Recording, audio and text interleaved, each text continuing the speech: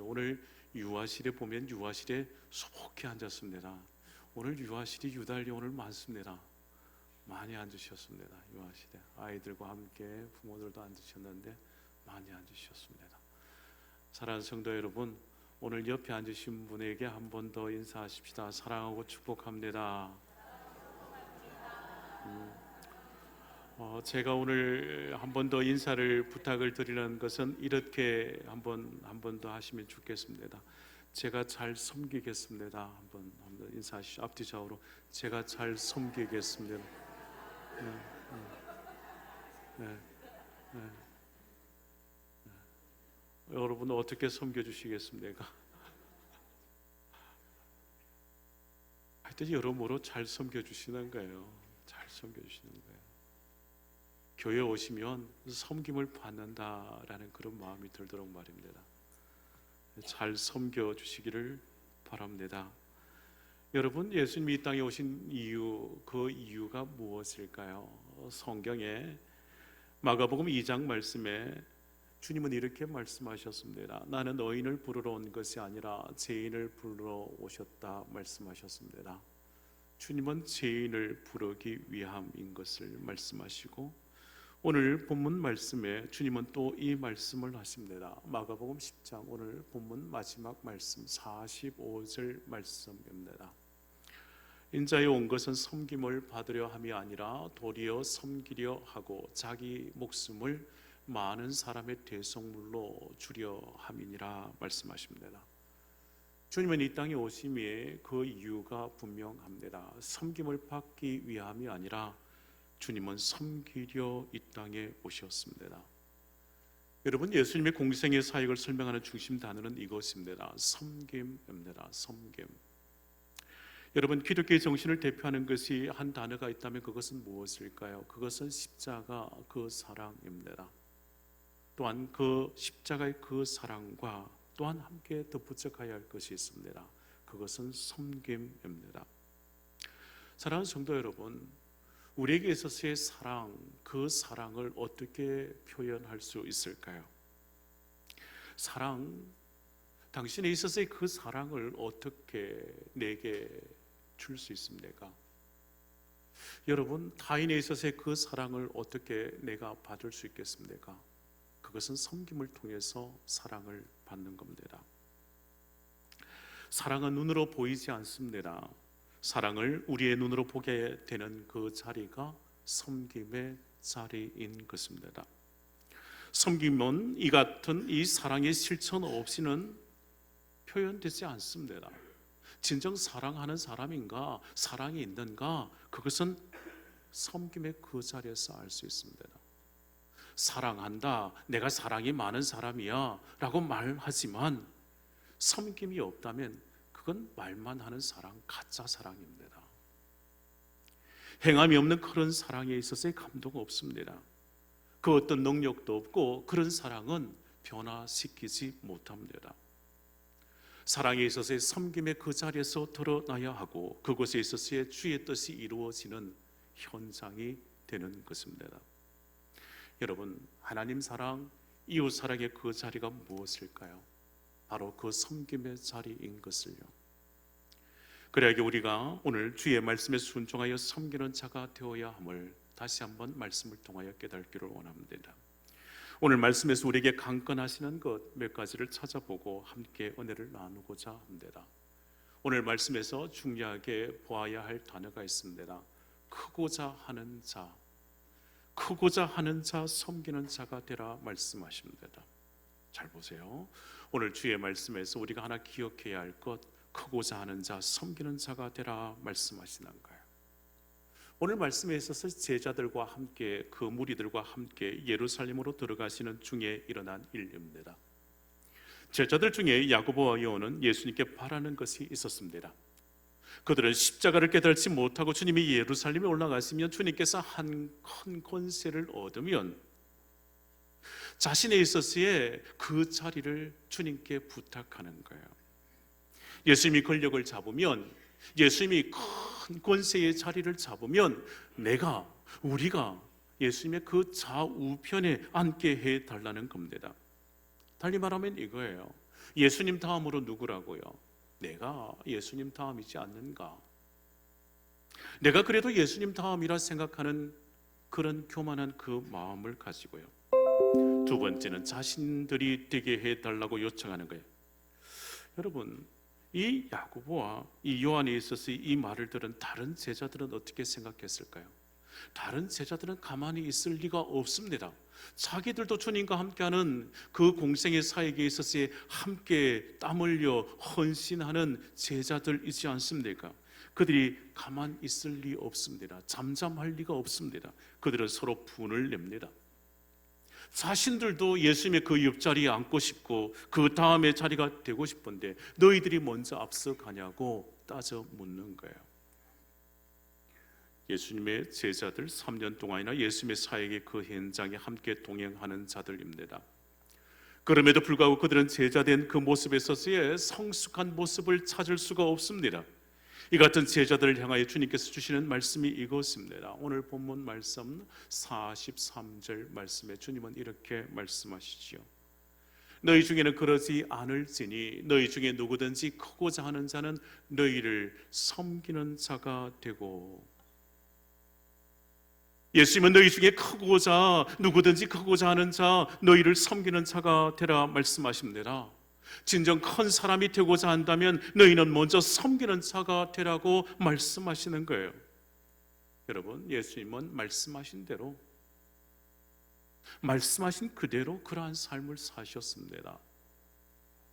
예수님이 우리에게 보여주셨던 그 삶의 모습이 낮아지며 섬김의 그 모습, 그 현장들이지 않습니까? 그러게 주님은 가장 낮은 자리에서 섬기셨지만 주님은 가장 크신 분이 됐습니다. 영광을 받으실 창조주이심을, 모든 만물을 다스리고 통치하시는 만유의 주이심을, 가장 크고 높으신 주님께서 스스로 낮아지셔서 사람이 되셨고, 가장 위대하신 분이 더 낮고 낮은 곳으로 내려가셔서 그 자리에서 십자가를 지시고 골고다 언덕 올라가시지 않습니까? 그렇게 낮아지심으로 그 십자가의 사랑으로 주님은 그렇게 그 섬김의 그 절정을 다 이루셨습니다. 그렇다면 예수 믿고 따르는 우리는 어떠해야 하겠습니까? 예수 믿는다, 예수를 믿고 고백하며 예수 나의 주라 고백하며 이 예배당에 나와 주의 이름으로 하나님께 기도하고 예배드리는 우리 믿는 자의 모습은 어떠해야 하겠습니까?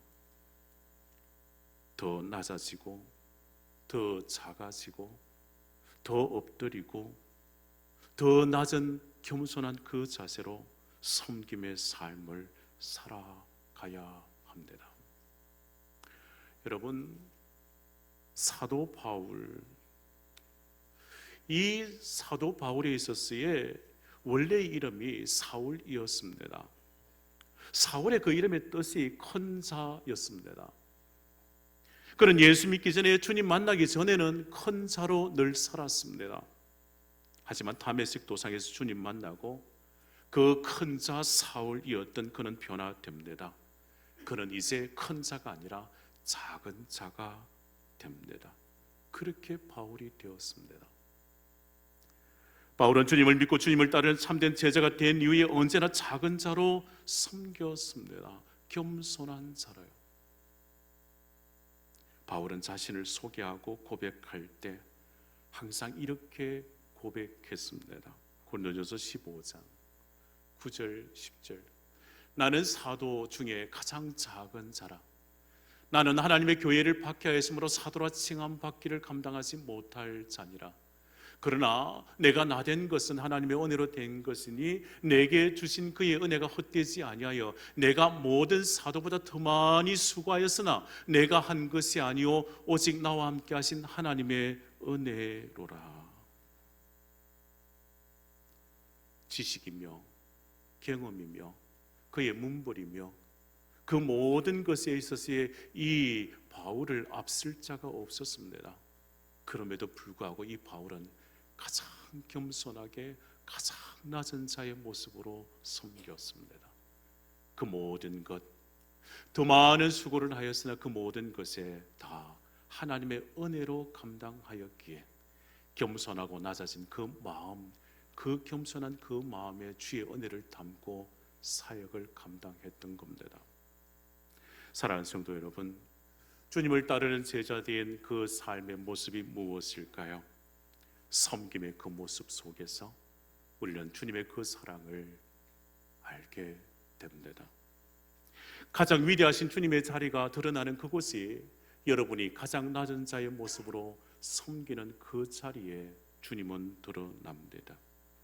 사랑하는 성도 여러분, 우리 교회 모든 성도가 섬기는 자가 되시기를 축복합니다. 섬기는 자가 되어서 교회와 성도와 이웃을 섬기는 우리 성주제일교회 되기를 축복합니다. 여러분, 사도행전 6장의 말씀에 보면요, 초대교회에서 7집사를 택합니다. 7집사를 택한 말씀의 기록 가운데 이 성경에 보면 교회의 일꾼을 선출하는 분명한 그 목적이 있습니다. 예루살렘 초대교회가 하나님의 은혜로 성장해 가는 거예요. 사도들에게 있었기에 이 일을 처리하기 위해 성도들 가운데 일꾼을 뽑아 맡기기로 했습니다. 하나님은 초대교회에 있어서 7집사를 택하라 말씀하시며 세 가지를 말씀하시지요. 성령의 충만이요, 지혜의 충만이요, 그리고 이러한 사람을요, 칭찬받는 자를 택하라 말씀하십니다. 사도행전 6장 3절 말씀 함께 합독하십시다. 시작. 형제들아, 너희 가운데서 성령과 지혜가 충만하여 칭찬받는 사람 7을 택하라. 우리가 이 일을 그들에게 맡기고 우리는 오로지 기도하는 일과 말씀 사역에 힘쓰리라 하니. 잘 보셔야 합니다. 형제들아, 너희 가운데서 성령의 충만한 자, 지혜가 충만한 자를 택하라 말씀하시며, 또한 어떤 사람을요? 칭찬받는 사람. 우리 성주제일교회 성도들이 사도행전 6장에 택함받은 일꾼들처럼 그런 사람 되시기를 축복합니다. 성령의 충만함이 필요하고 지혜의 충만함이 필요하고 무엇보다 칭찬받는 하나님의 사람이 되시기를 축복합니다. 그 칭찬받는 자리가 어느 자리일까요? 섬김의 자리인 것을, 가장 낮은 자의 가장 겸손한 그 모습 속에 섬김의 그 자리에 칭찬의 소리가 끊이지 않을 겁니다. 사랑하는 성도 여러분, 오늘 본문 말씀 44절 말씀을 잘 보십시다. 주님은 이렇게 말씀하십니다. 오늘 본문 44절, 어떠미 되고자 하는 자 종이 되어 섬기라 말씀하십니다. 너희 중에 누구든지 어떠미 되고자 하는 자 모든 사람의 종이 되어야 하리라 말씀하십니다. 이 성경 말씀에 이 단어를 잊지 마십시오. 너희 중에 누구든지 어떠미 되고자 하는 자, 어떤 사람이에요? 어떤 사람이에요? 잘 보셔야 돼요. 모든 사람이에요. 모든 사람. 내가 섬김에 있어서의 국한되어서 한 사람, 한 부류만 섬기는 종이 아니라 너희 중에 누구든지 어떠미 되고자 하는 자, 어떤 사람이에요? 모든 사람이에요. 모든 사람. 내가 누구만 섬기고 내가 누구만 좋아하고 누구만 사랑하는 것이 아니라 모든 사람을 향하여 종된 모습으로 섬겨야 함을요. 사랑하는 성도 여러분, 주님은 우리와 늘 함께 하시고 주님은 우리를 사랑하십니다. 주님은 나를 사랑하시고 저 성도도 사랑하십니다. 주님은 나를 위하여 십자가를 지셨고 주님은 또한 저 사람을 위하여 십자가를 지셨습니다.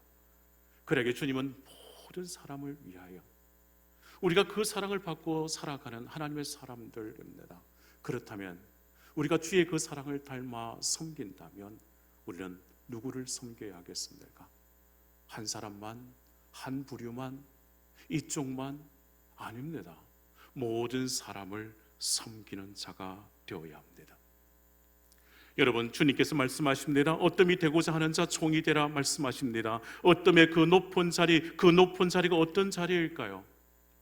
그 높은 자리를 생각하지 말고 어뜸이 되고자 하는 자 먼저 종이 되라 하신 이 말씀부터 기억하는 거예요. 첫 번째 되고자 하는 사람에는 그는 모든 자의 종이 되어야 함을 잊지 말아야 합니다. 주님의 말씀은요, 세상의 일반적인 기대와는 다릅니다.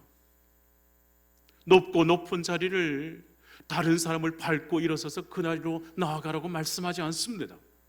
주님은 어뜸이 되고자 하는 자 섬기는 종이 되어야 한다고 말씀하십니다. 먼저 섬기라고 말씀하시지요. 지도자의 그 모습이 어디에 있습니까? 섬김의 그 모습이요. 여러분, 이것을 잊지 마셔야 합니다. 먼저 섬기는 자가 되셔야 함을요. 여러분, 섬기는 그 현장에 있어서의 꼭 기억하십시다. 우리가 주의 말씀에 순종하여 섬김의 자리로 나아가는 그 자리는 항상 영적 싸움의 자리입니다. 성도가요, 섬기고 봉사하고 충성을 다할 때 항상 그 자리에 있어서의 영적 싸움이 있습니다.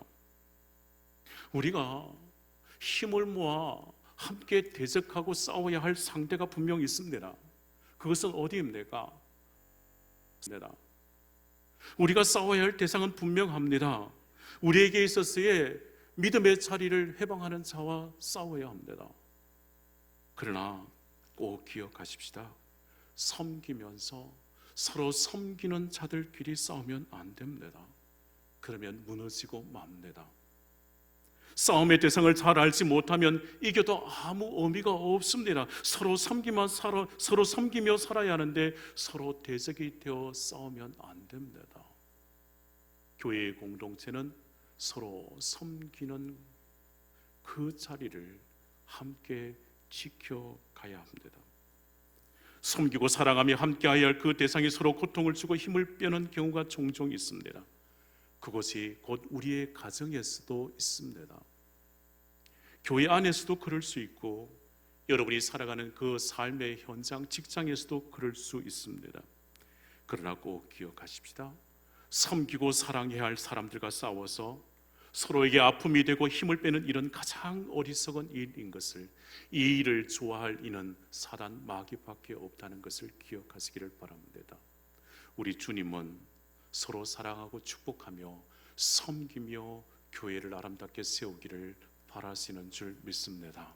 이 자리에 저와 여러분을 초대하셔서 우리 성주 제일교회를 이루어 가시는 줄 믿습니다.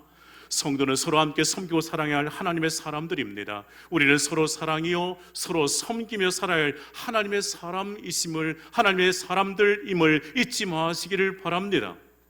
여러분, 본당 이 입구를 들어오시기 위하여 우리 주차장 마당에서 교회 1층으로 들어오시지 않습니까?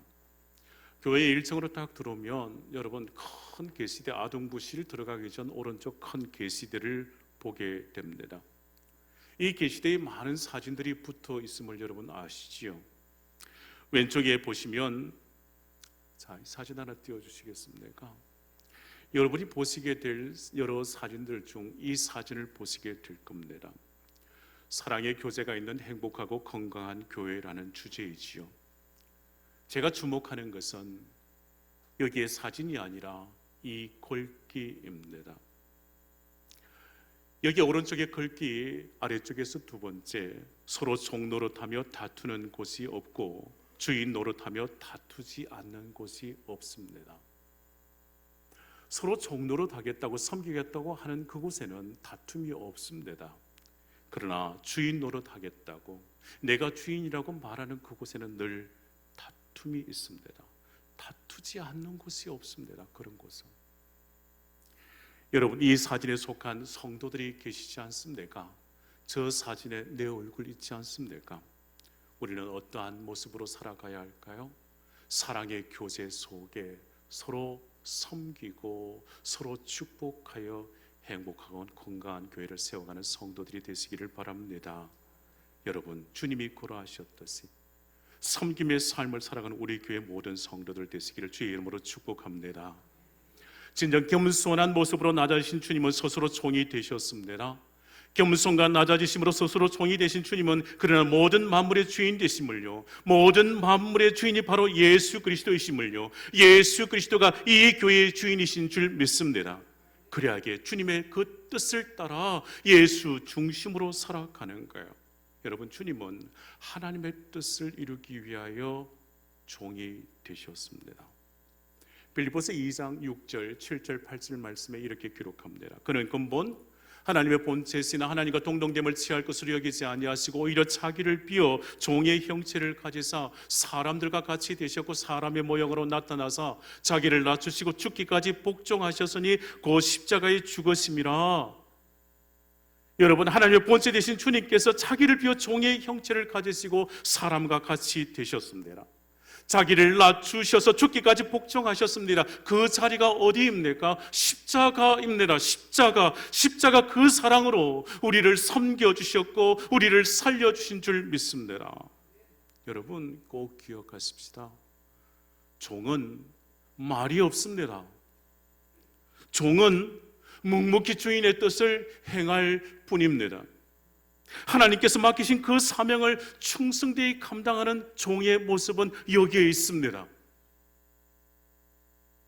주님은 십자가상에서 하나님 아버지의 뜻을 다 준행하시며 마지막에 하신 말씀이 이것입니다. 다 이루었다. 종의 그 모습에서 십자가에서 하나님 아버지의 그 뜻을 끝까지 모든 것에 다 순종했음을요. 모든 일을 끝내고 주인에게 와서 종은 말하지 않습니까? 내가 주인님이 명령하신 그 명령에 있어서 다 순종했습니다. 제가 그 일 다 마쳤습니다. 주님은 하나님의 뜻에 순종하여 그 모든 것에 다 이루었다 고백하심으로 하나님 아버지의 뜻에 순종하는 그 모습을 보였지 않습니까? 여러분, 잊지 마시기를 바랍니다. 우리는 주인이 아닙니다. 교회의 주인 되신 주님께서 이 교회의 주인이십니다.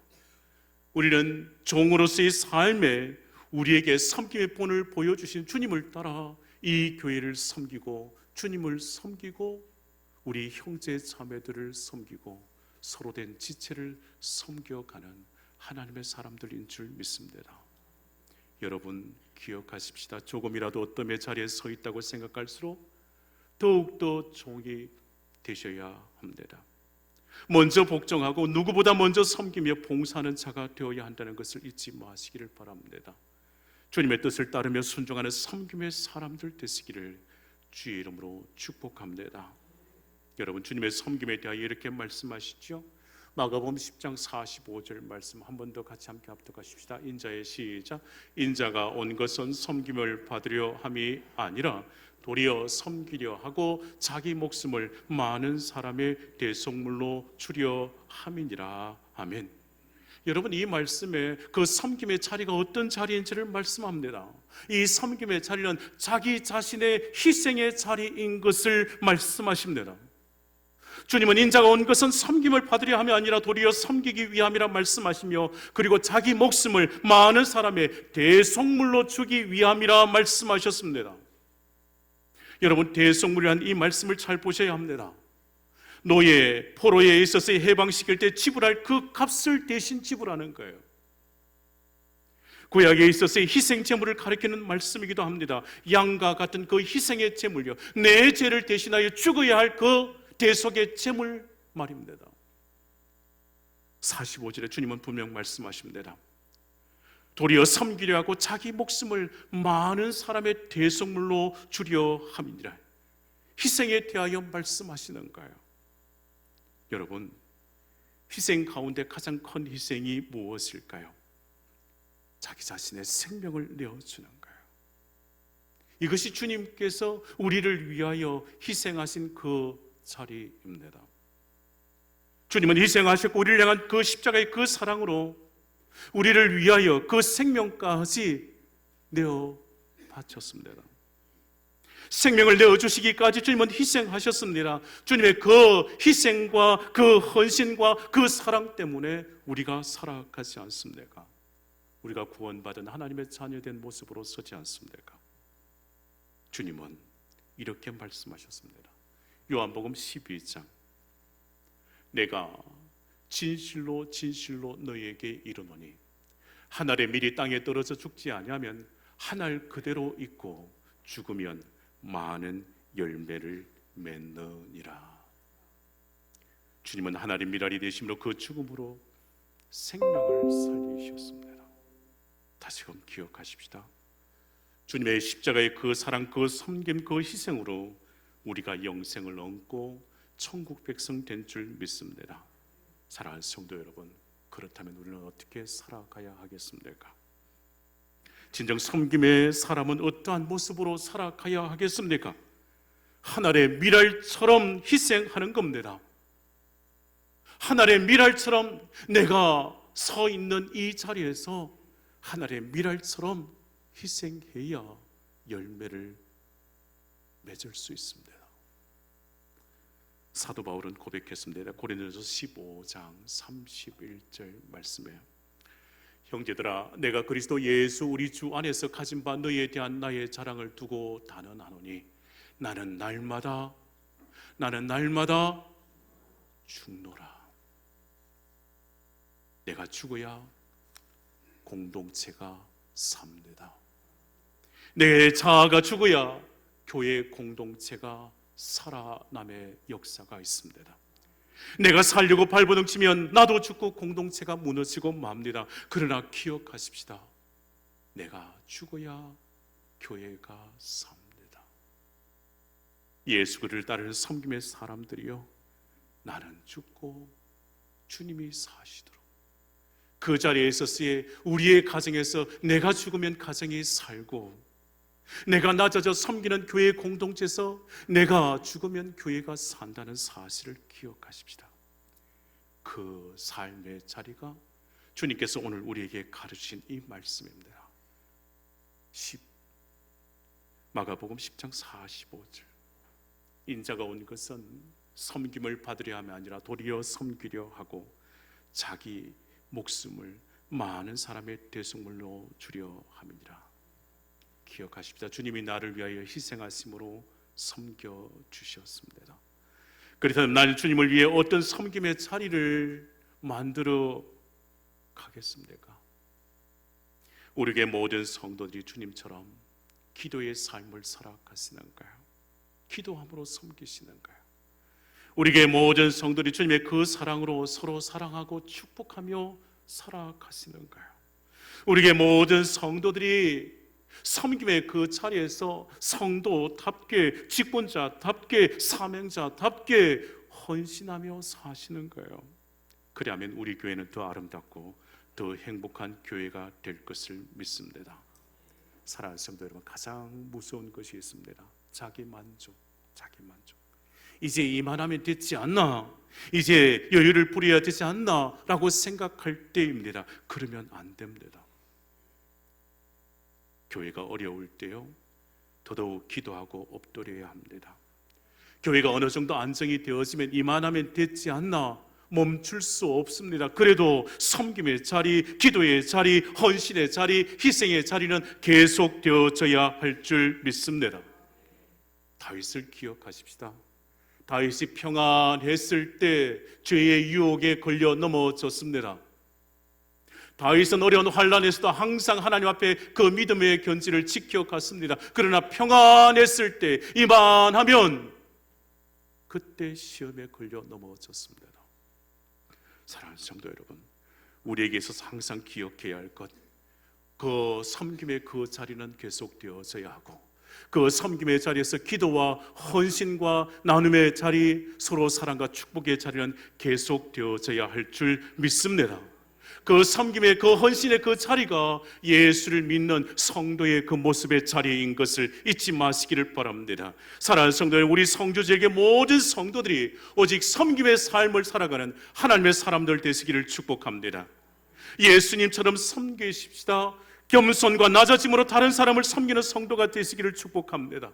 그 섬김의 자리에 하나님 아버지의 뜻을 이루어 드리는 종된 그 모습 속에 주님 기뻐 받으실 열매 많이 맺게 될 줄 믿습니다. 기도하십시다.